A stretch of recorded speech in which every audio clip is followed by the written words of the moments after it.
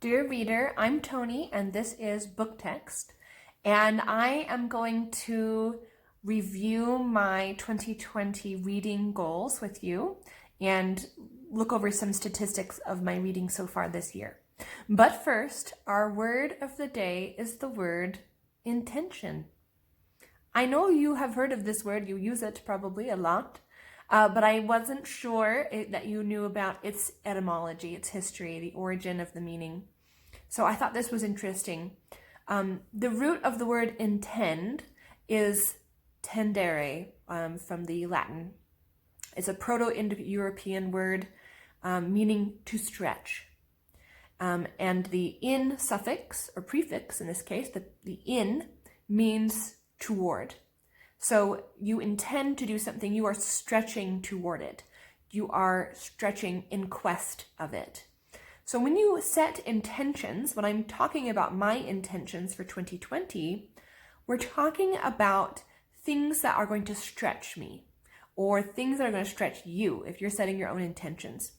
And I think that lends some maybe significance and gravity to the word intention that it may not have when you just use it without the knowledge of the history. So may that enlighten your use of the word intention and maybe help you to set better goals.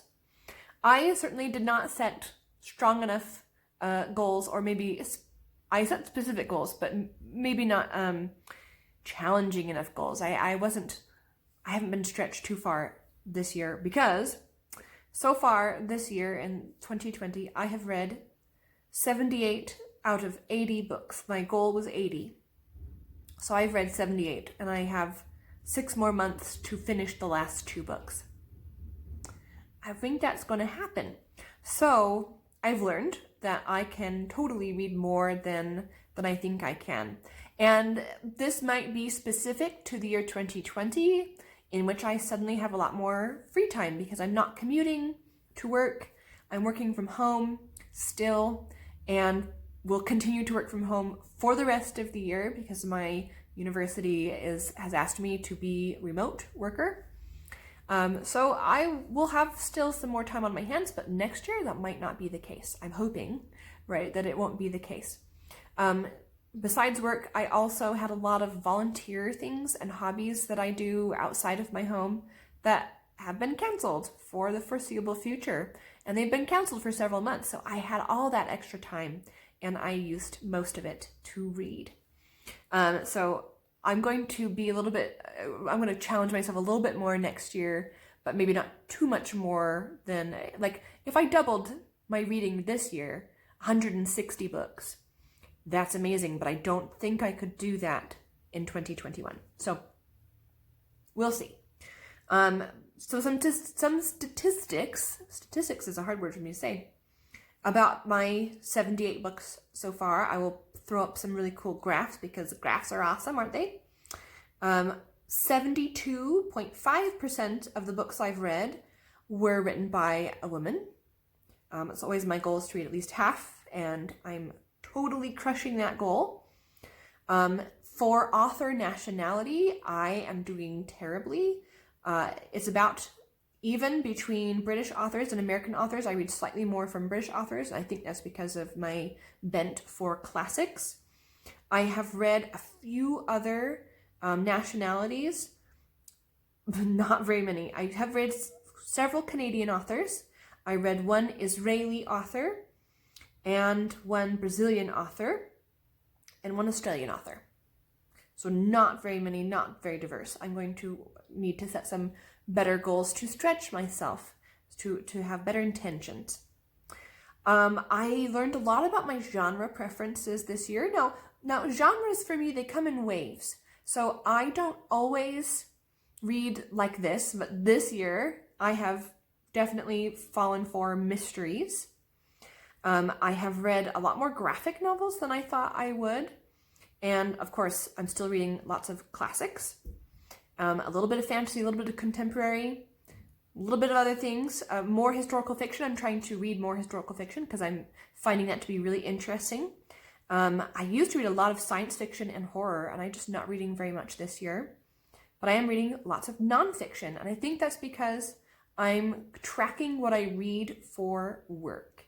So that is mostly going to be academic work. So of my 78 books, I have, this is an interesting graph. So about a third have been audiobooks, about a third have been from my library, and only a third are from my own shelves. So I am really going to be wanting to be better at reading from my own bookshelves because I have so many unread books, and I need to make sure that I'm valuing them appropriately. In those 78 books, I have read a total of 21,565 pages. The average page count for my books is about 270 pages. The most recent publication was this year. The oldest publication was 1843, which I believe was Charles Dickens' A Christmas Carol. That number is about to change because in July I'm going to be reading some Jane Austen and her contemporaries. So that number will go older. But the average year of publication, I don't know why I tracked this, but I thought it was interesting, was 1994. I don't think I've actually read a book from 1994, but that seems to be kind of where I definitely read fewer older books than 1994 and more recent books. Well, I guess it's the same, but there's more from 1994 to 1843. There's more time, and I haven't read as many books from that 150 years. Average time to read a book is about 20 days. And I think that is because I have some books that I read for almost a year very slowly, or I put them down for a long time and came back to them.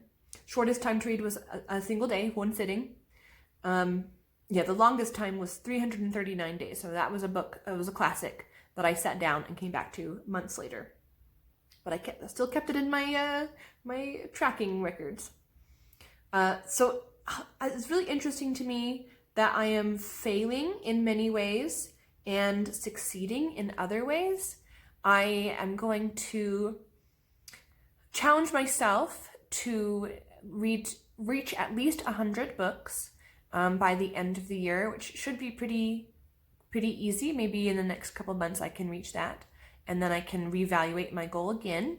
But I don't want to stress myself and make reading more a job than a luxury and a hobby. So I'm going to be a little bit less strict on myself for the remainder of the year. But since I've already blown through my goal, I feel like I'm okay to set a little bit more relaxed goal for the remainder of the year. I definitely want to read.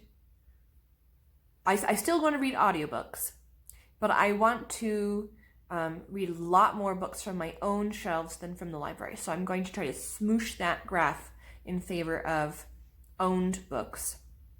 I want to read more books from more nationalities. So I'm going to, I have some plans for the month of July to read more diversely than I have before, especially with classics. I am terrible at reading diverse classics. So that is another thing that I'm going to stretch myself toward. Do you kind of keep track of your reading statistics like this? Please tell me I'm not the only nerd out there I look at numbers, I think they're interesting. I like graphs. I like making graphs. I like keeping charts. Does that make me weird? Please tell me in the comments. And remember, there's always another book.